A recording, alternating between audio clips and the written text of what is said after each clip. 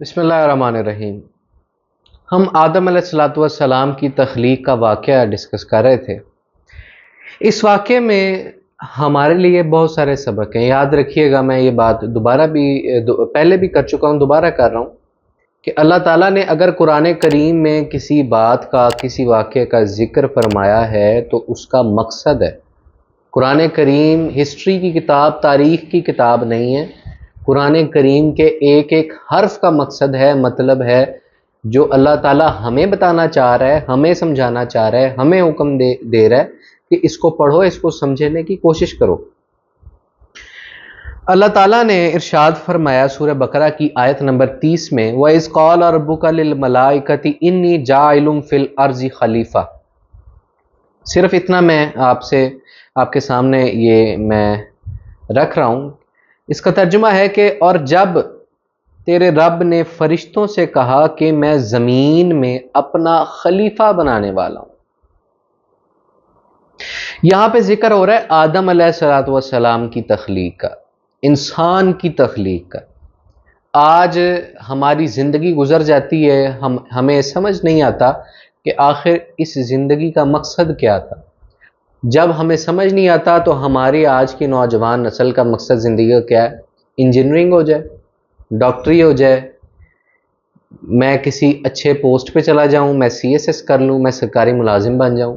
یہ ہم نے اپنے بچوں کو زندگی کا مقصد دیا ہے۔ کیوں؟ کیونکہ ہمیں خود نہیں پتا کہ ہماری زندگی کا مقصد کیا ہے۔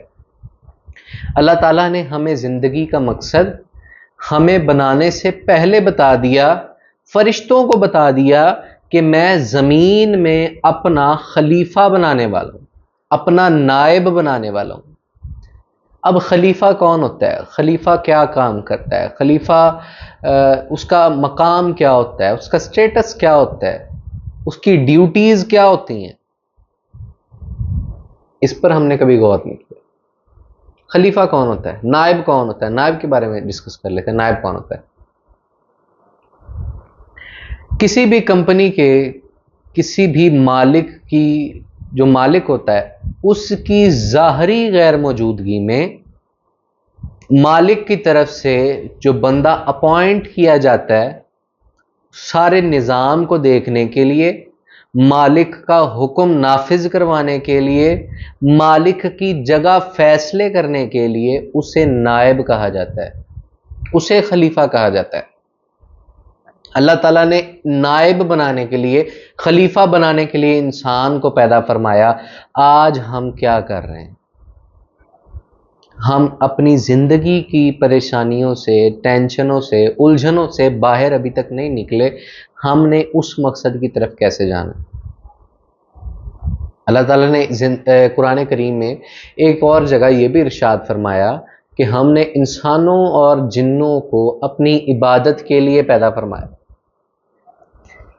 لیکن سوال یہ ہے کہ جو عبادت، جو نماز، جو تسبیح ہم نے کرنی ہے، کیا اللہ تعالیٰ کو اس کی کمی ہے؟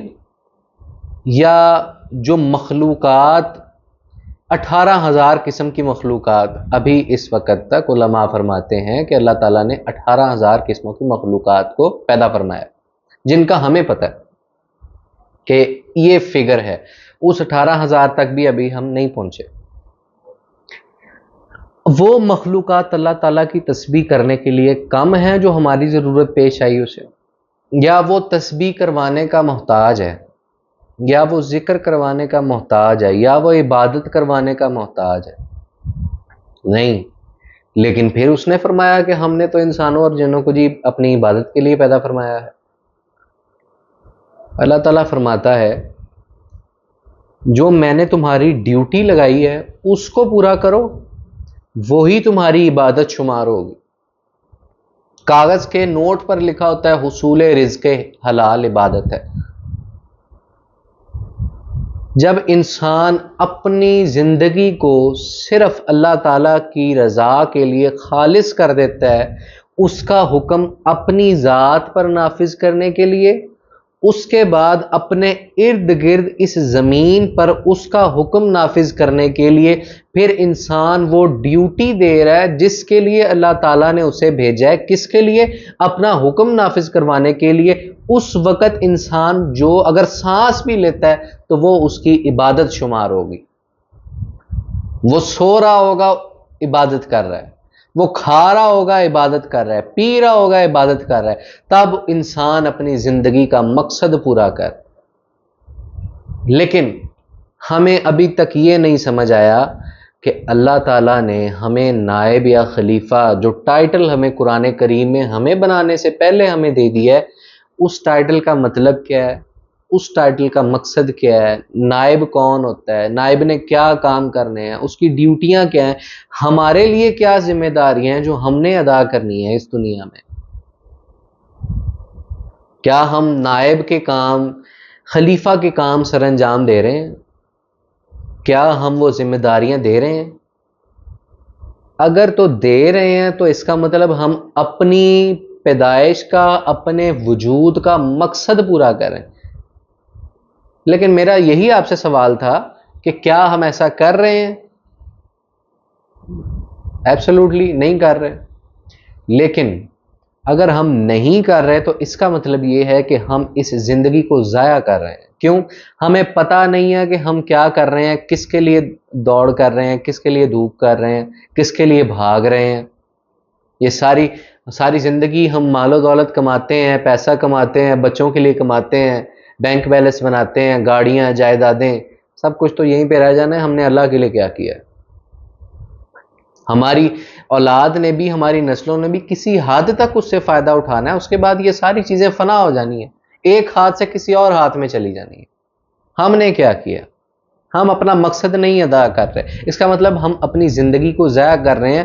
وہ زندگی جو اللہ تعالیٰ نے ہمیں نعمت کے طور پہ دی ہے، ہم اس کو ضائع کر رہے ہیں. اس کا مطلب ہم اس کی نعمت کی توہین کر رہے ہیں، ہم اس کی نعمت کی بے ادبی کر رہے ہیں. کیوں؟ ہمیں یہ سمجھ نہیں آ رہی. سمجھ آئے گی تب آئے گی جب ہم سمجھنا چاہیں گے. ہمارے پاس قرآن کریم کو سمجھنے کے لیے وقت نہیں ہے. اگر قرآن کریم گھر میں کسی اونچی جگہ پہ پڑا ہے تو اس کے اوپر مٹی جتنی جمی ہوتی ہے، عام جو موبائل ہے، بٹوا ہے، وہ بالکل صاف ستھرے ہوتے ہیں. قرآن کریم کے غلاف میں مٹی ہے. اگر ہم پڑھ بھی رہے ہیں تو ہم پڑھ کے ثواب حاصل کر رہے ہیں، ثواب اللہ تعالیٰ دے رہا ہے. لیکن جب اس نے حکم فرمایا کہ ہم نے یہ ذکر نازل کیا تاکہ تم سمجھو، ہم سمجھ نہیں رہے، ہمیں سمجھ آ نہیں رہی. کیوں؟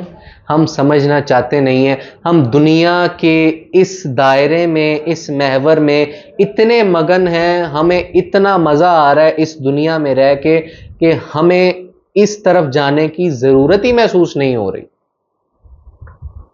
ہمیں اس مقصد کو سمجھنا ضروری ہے تاکہ ہم اس وقت جو اللہ تعالیٰ نے جو ہمیں نعمت، اللہ تعالیٰ نے جو ہمیں انعام دیا ہے، اللہ تعالیٰ نے جو ہمیں یہ کوالٹی، اللہ تعالیٰ نے جو ہمیں یہ چیز دی ہے جسے ہم زندگی کہہ رہے ہیں، وقت کہہ رہے ہیں، موقع کہہ رہے ہیں، اس کو ہم ضائع نہ کریں، اس کی توہین نہ کریں. خلیفہ کون ہوتا ہے؟ خلیفے کی کیا ڈیوٹیز ہیں؟ نائب کی کیا ڈیوٹیز ہیں؟ یہ سوالات صرف آپ لوگوں کے لیے ہیں تاکہ آپ لوگ انہیں سمجھیں. جب سمجھیں گے پھر اللہ تعالیٰ آپ کو علم عطا فرمائے گا، آپ کو بتائے گا کہ آپ کی کیا ڈیوٹیز ہیں، آپ کی زندگی کا مقصد کیا ہے. اللہ تعالیٰ آپ کو اور مجھے راہ حق کی تلاش کرنے کی توفیق عطا فرمائے. السلام علیکم ورحمۃ اللہ.